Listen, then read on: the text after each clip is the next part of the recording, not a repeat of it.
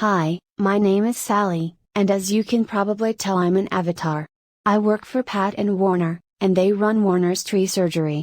Warner has been treating sick trees for over 50 years, and Pat has been answering the phone, talking to the customers, and lining up work, and basically doing everything else that needs to be done.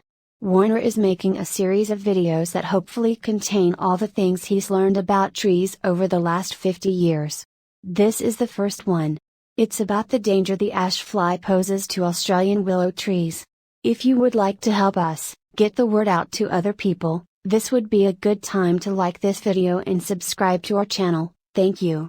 Over 40 years ago, California, Arizona and New Mexico instituted a program to get rid of the ash fly, because it was so destructive to trees and commercial crops. The ash fly basically gets in anything with the leaf, and this tiny insect can completely defoliate at least 40 species of trees.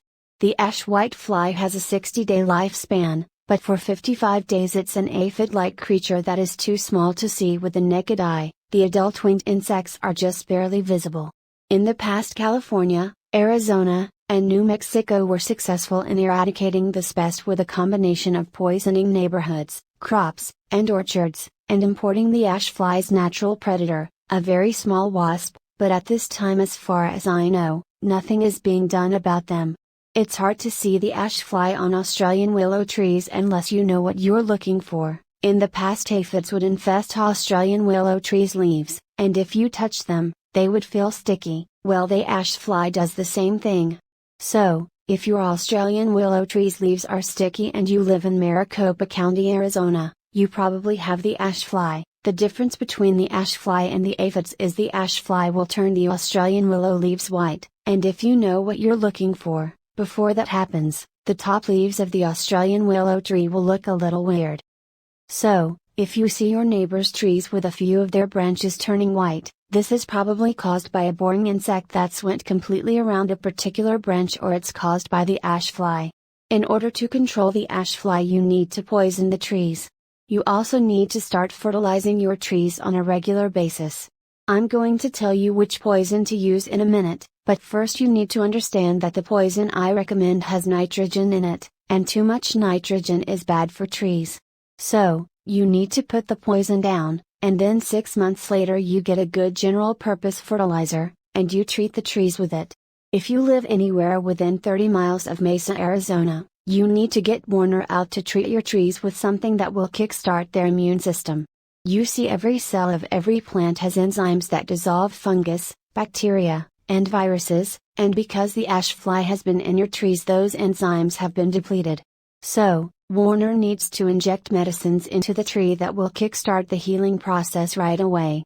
You can protect your trees by treating them with Bio Advanced Tree and Shrub, which you can get at Home Depot. This is a terrible poison, is so bad it was taken off the market for professionals to use, but thanks to some sneaky politicians, it was grandfathered in, so a 10-year-old kid can walk in and buy all he wants. Anyway, if you know it's toxic, you'll be fine. Just don't go sticking your hands in it and licking your fingers. If you're careful, and a little bit afraid, it's safe to use. If you use the liquid, you pour the amount you need in a bucket with water, and you put the water down close to the base of the tree, and then you water it in. If you use the powder, you put the powder down close to the base of the tree and then you water it with a sprinkler. If a little dog licks it up before it's dry, it will kill the little dog. So, make sure animals and children are kept away from it until it's dry. You only need to put it down once a year, and in 3 years, if you do it yearly, you will not only get rid of the ash fly, but it will also get rid of all the boring insects in a tree. There's one more thing I need to tell you. Every place in the world where it rains, the water falls off of the trees at the drip line, and because that's where the water falls, that's where the roots that pick up the micronutrients develop, and all the instructions you get for the fertilizers tell you to put the fertilizer out at the drip line. In Maricopa County, Arizona, the roots have developed where the tree has been getting water all its life, and that's where you need to put the fertilizer. So, just ignore the instructions, and do it the way I just told you. Also, while we're on the subject, our garages and sheds get 140 degrees in the summertime. This damages the fertilizer, so you need to keep the fertilizer someplace cool in the summer, and if you've got fertilizer that's been in the garage or shed in the summertime, you need to get rid of it. Well, that's about it. I hope this helps you with your trees. Please subscribe to this channel and hit like, and if you live within 30 miles of Mesa, Arizona and you want Warner to come out and look at your trees, just give us a call. The number is 480-969-8808. Thanks and goodbye.